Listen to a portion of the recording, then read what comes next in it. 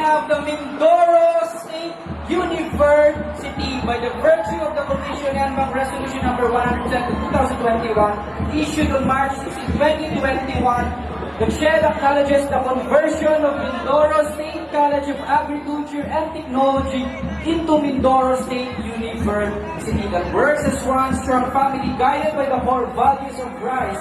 It stands for resiliency, integrity, commitment, and excellence. So let us all welcome the delegation of the Mindoro State University. Ipakita, isusumot. Let's go, Minsan! Sumunod! Ipakita, isusumot!